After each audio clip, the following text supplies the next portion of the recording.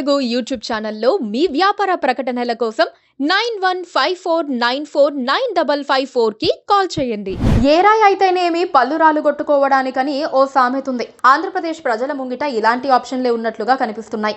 ప్రతి ఎన్నికకు ముందు ఏదో ఒక దాడి జరుగుతుంది. దాని చుట్టూ రాజకీయం నడుస్తుంది. ఇతర విషయాలన్నీ పక్కకి పోతున్నాయి. గతంలో విశాఖపట్నం ఎయిర్పోర్ట్లో జగన్పై కోడికత్తి దాడి జరిగింది.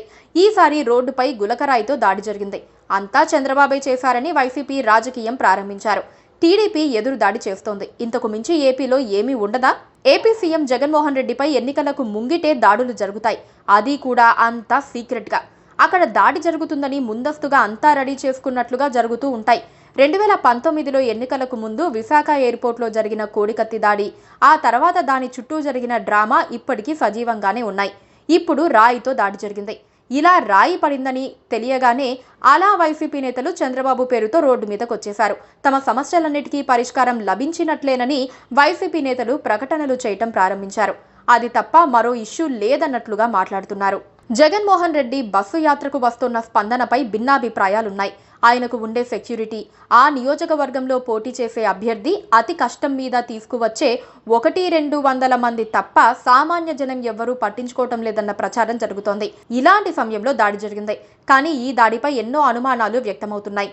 సీఎంగా జగన్ తనకు, తన కుటుంబానికి స్పెషల్ సెక్యూరిటీ ఏర్పాటు చేసుకునే ముందే సీఎంకు హై రేంజ్ సెక్యూరిటీ ఉంటుంది. ఆయన రోడ్డు మీదకు రావాలంటే మొత్తం ఇంటెలిజెన్స్ పోలీసులు ముందుగానే జనంలోకి కలిసిపోయి ఎవరైనా నిరసనలు చేస్తారేమో చూస్తారు, వారిని పట్టుకుంటారు. రాళ్లేసే వాళ్ళుంటే అలక్ష్యం చెయ్యరు. తర్వాత రోప్ పార్టీ ఉంటుంది. ఇలా చెప్పుకుంటూ పోతే సీఎం భద్రతా వ్యవస్థ చాలా పటిష్టంగా ఉంటుంది. అయినా గులకరాయి పడింది. సీఎం జగన్ సాధారణంగా బస్సు టాప్ పై ఎక్కరు. 2 నైట్ కరెంట్ ఆపేసి చేసిన రోడ్ షోలు అయితే అసలు బయటకు రాకూడదు. అది సెక్యూరిటీ ప్రోటోకాల్ కూడా.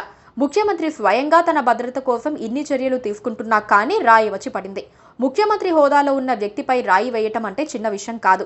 సీఎం పదవిలో వ్యక్తి ఉండవచ్చు, కానీ ఆయన వెనక ఓ వ్యవస్థ ఉంటుంది. ఆ వ్యవస్థపై దాడి చేయటం అంటే చిన్న విషయం కాదు. చాలా సీరియస్గా తీసుకోవాలి. అందులో ఉన్న భద్రతా లోపాల దగ్గర నుంచి ప్రతి విషయంలోనూ లోతైన దర్యాప్తు చేయాలి. ఆ సామర్థ్యం రాష్ట్ర పోలీసులకు లేదని, సీఎం ఏర్పాటు చేసుకున్న భద్రతా వ్యవస్థకు లేదని తేలిపోయింది. రాయి వేసిన వాళ్ళెవ్వరో కనీసం గుర్తించేందుకు ప్రయత్నించలేదు.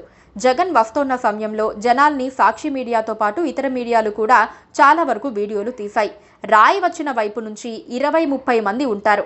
ఆ కొద్ది మందిని అందరినీ అదుపులోకి తీసుకొని ఉంటే ఎవరు రాయి వేశారో, ఎందుకు రాయి వేశారో తేలిపోయేది. కానీ ఆ దిశగా ఆలోచించలేదు. అంటే వ్యవస్థ అచేతనమయ్యిందని అర్థం. దీని వెనక ఉన్న కుట్రను బయట పెట్టాలంటే ఖచ్చితంగా సిబిఐ లేదా ఎన్ఐఏ విచారణ జరగాల్సిందేనని టీడీపీ నేతలు అంటున్నారు.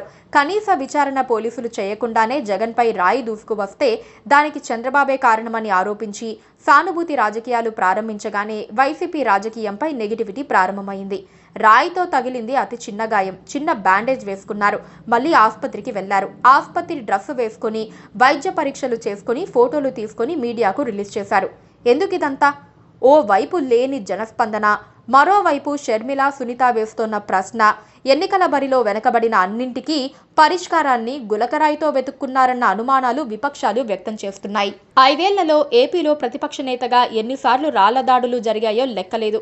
ఆయనపై రాళ్లదాడులు చేసి ఆయనపైనే హత్యాయత్నం కేసులు కూడా పెట్టారని టీడీపీ నేతలు ఆరోపించిన సందర్భాలున్నాయి. ఏదైనా రాజకీయాల్లో ఇలాంటివి మంచివి కాదు.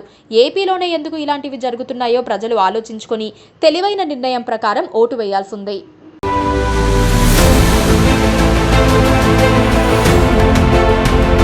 Please subscribe to KTV Telugu. KTV Telugu. KTV Telugu. KTV Telugu channel.